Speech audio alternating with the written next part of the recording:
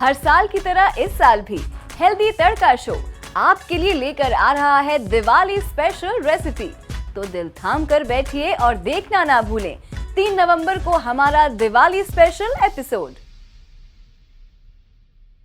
जब कुछ खाने का दिल नहीं करता तो दिल करता है कि बस अब सो जाएं, लेकिन बॉडी मन के हिसाब से तो नहीं चलती, इसको तो खाना चाहिए ही। तो हम अक्सर ऐसे में कुछ हल्का खाना खा लेते हैं ताकि खाली पेट ना सोना पड़े। अब हल्के में हम लोग दलिया, सेवई, नूडल्स, ओट्स, सैंडविच जैसी चीजें ले लेते हैं। ऐसा तब होता है जब आप अकेले रहते हैं, जब आप फैमिली के साथ रहते हैं और आपने कहा कि आज कुछ खाने का मन नहीं है, कुछ हल्का सा ही बना लो। तो ऐसे में हमारी मम्मी दाल चावल बना देती हैं। दाल चावल से पेट भी भर जाता है और हमें हल्का खाना भी मिलता है। सबसे बड़ी बात ये कि मम्मी का काम भी पूरा हो जाता है। अब उन्हें बार बार हर किसी के लिए अलग से हल्का या भारी खाना बनाने की जरूरत नहीं पड़ती। दाल चावल कहने सुनने में भले ही एक आम सा खाना लगता है, लेकिन ये एक ऐसा खाना है जो कि हर भारतीय घर में हर दिन बनता ही है। वैसे मैं आपको बता दूं कि हमारी आज की वीडियो का टॉपिक ही दाल चावल है। वैसे काफी लोग पहले से ही इस बारे में जान चुके होंगे। आज इस वीडियो में हम जानेंगे कि क्या किडनी रोगी चावल खा सकते हैं, और हाँ तो किस तरह के दाल चावल। तो सबसे पहले तो आप सभी का एक बार फिर से स्वागत है YouTube के best kidney diet channel stop kidney dialysis में। क्या किडनी रोगी दाल और चावल खा सकते हैं या नहीं?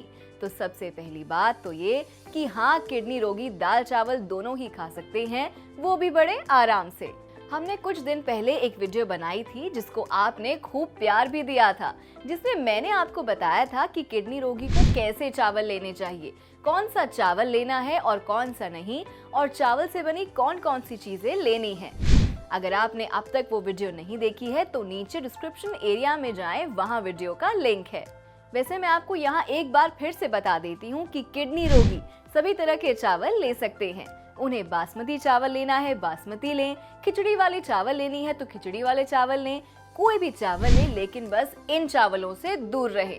किडनी रोगी को लाल चावल, काले चावल, ब्राउन राइस और सेला चावल नहीं लेने हैं, क्योंकि एक तरफ इन चावलों को बनने में समय लगता है और दूसरी तरफ इन्हें पचाने में भी काफी समय लगता है।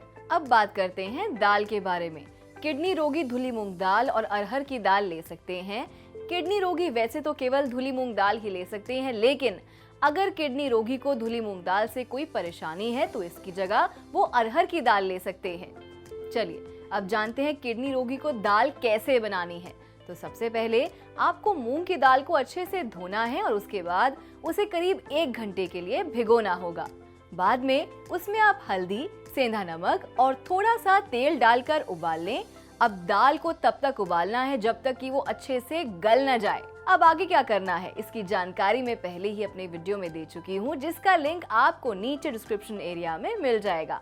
हाँ, बस ध्यान रखें किडनी रोगी के लिए दाल पतली बनती है। दाल वाली वीडियो में हमने दाल बनाने की पूरी जानकारी दी है, तो आप उसे अच्छे से देखें। बाकी चावल कैसे बनाने हैं इसकी वीडियो का लिंक भी आपको नीचे डिस्क्रिप्शन एरिया में मिल जाएगा। चलिए अब जान लेते हैं कि कौन कौन किडनी रोगी दाल चावल का सेवन कर सकते हैं।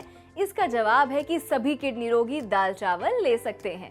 जिन लोगों को डायबिटीज है वो चावल नहीं ले सकते, और जिन लोगों को सूजन की समस्या है वो किडनी रोगी चावल से दूरी ही बनाकर रखें। अब बारी आती है टाइम की। तो किडनी रोगी दोपहर को चावल ले सकते हैं, इसके बाद कोई चावल नहीं।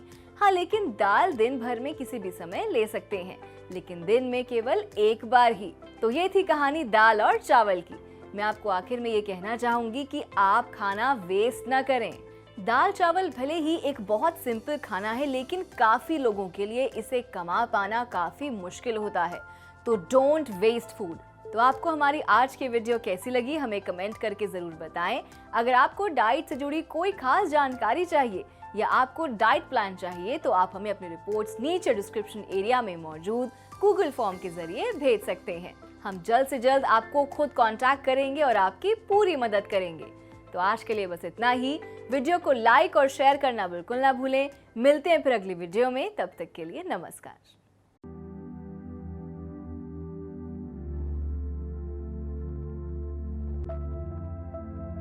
क्या नाम है आपका? अमरनाथ पांडे। जी, मरीज कौन है आपके? मरीज मेरी मिसेज है हाँ रीता जी। देवी। हाँ जी, क्या प्रॉब्लम हो रही थी उनको जब मेरे पास आए थे? प्रॉब्लम ये हो रही थी कि उनको बुखार आ रहा था, उल्टी हो रहा था और किडनी का ज़्यादा ही प्रॉब्लम दिख रहा था। मैं बहुत जगह इलाज करा लिया, जैसे PGI चंडीगढ़, BHU में, हर जगह में घूम के फिर यहाँ आया हूँ। हाँ जी, तो पहले डायलिसिस कितनी बार करा रहे थे? डायलिसिस पहले हमारा हफ्ते में 1 बार हो रहा था। अच्छा, अभी कितनी बार करा रहे हो? अभी तो हम 10 दिन 12 दिन 13 दिन के बाद 1 बार कराते हैं। तो कोई दिक्कत हो रही है? नहीं, अभी तो कोई दिक्कत नहीं हो रही है। कोई परेशानी नहीं है? नहीं, परेशानी तो डायलिसिस की आवश्यकता लगती है? डायलिसिस की अभी तो मुझे आवश्यकता नहीं है, लेकिन डॉक्टर साहब जैसे आप बोलेंगे उसी के अनुसार हम कोई भी। हाँ जी, ठीक है, धन्यवाद।